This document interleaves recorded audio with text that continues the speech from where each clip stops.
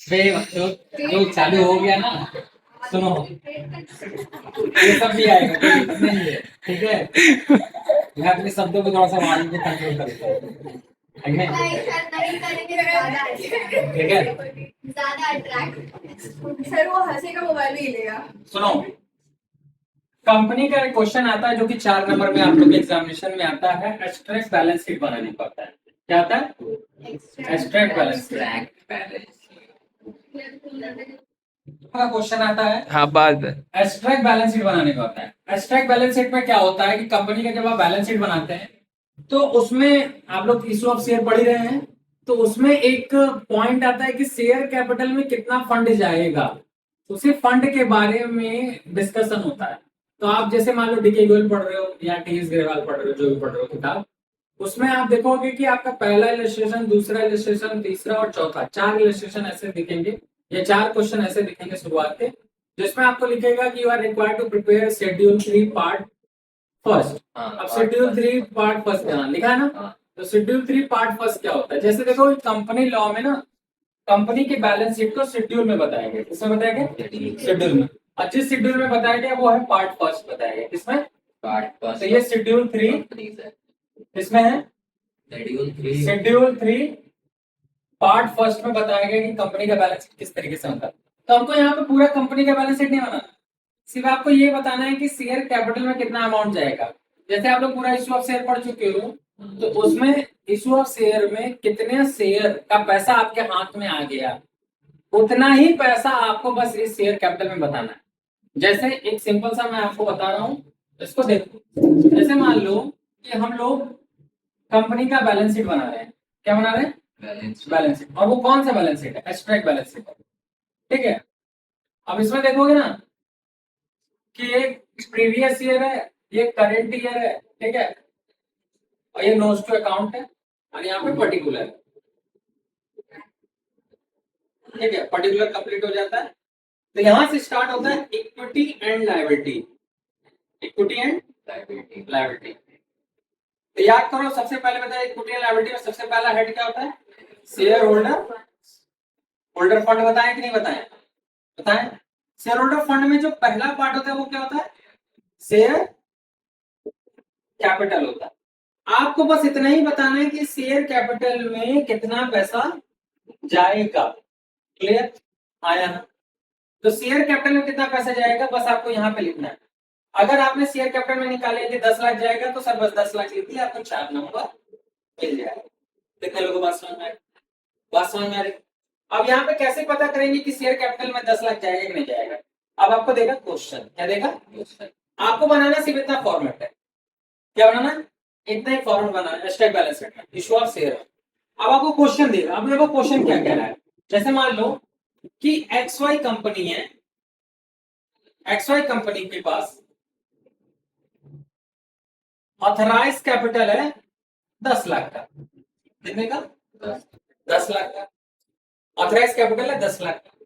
और इसको वो डिवाइड कर दी है 10,000 इक्विटी शेयर में। 10,000 शेयर में मान लो इक्विटी हो चाहे प्रेफरेंस हो, उसी को मतलब। आप मुझे बताओ कि एक शेयर का दाम कितना होगा? आयुष, एक शेयर का दाम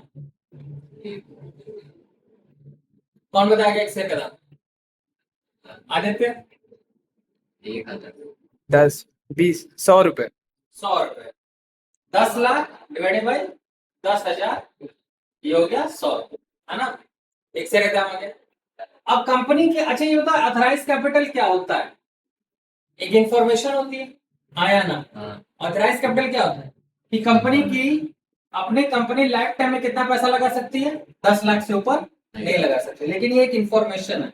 रियलिटी में ये पैसा है? नहीं, ये रियलिटी में पैसा नहीं। बात समझ में आ गई? फिर कंपनी क्या करती है? लोगों से पैसा उठाने के लिए मान लेते हैं कि कंपनी ने इशू कर दिया शेयर, मान लेते हैं 4,000 शेयर इशू कर दिया। मतलब कंपनी की कैपेसिटी कितनी थी? 10,000 की। कंपनी की कैपेसिटी कितनी थी? 10,000 की। लेकिन कंपनी ने मार्केट में इशू कितना किया? 4,000। अब यहाँ पे ये होगा कि ये 4,000 या तो पूरा बिक जाएगा या तो 4,000 में से कम बिकेगा। हम पहले एग्जांपल लेते हैं कम बिकेगा। मान लेते हैं कि 4,000 में से बिका बिका मतलब कितना बिका? 38,000, 3800 सॉरी, इसको बोलेंगे सब्सक्राइब, सबको पता ही है। सब्सक्राइब कितना हुआ 3800। अब यहाँ पे ये देखो कि सब्सक्राइब हुआ 3800 और 3800 पे पूरा 10 रुपए पूरा मिल गया, तो इसको बोलेंगे सब्सक्राइब एंड फुली पेड। क्या बोलेंगे? Subscribe and fully paid. अभी बस सब्सक्राइब जानो, fully paid up not fully paid up अभी बताएंगे। अब ये बताओ कि मान लो 3800 इंटू 10 वास्तविकता में कौन सा पैसा मिला है? 10,000 शेयर का पैसा मिला है कि 4,000 शेयर का पैसा मिला है कि 3800 इंटू 10 रुपीज से पैसा मिला है? 3800 इंटू 10 से मिला है, क्योंकि भैया मार्केट में तो यही बिका है, जो बिका वही ना पैसा आया। तो रियलिटी में आपके पास पैसा कौन सा है? यही है।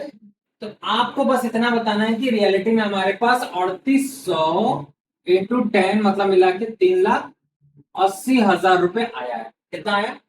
3,80,000। 38,000।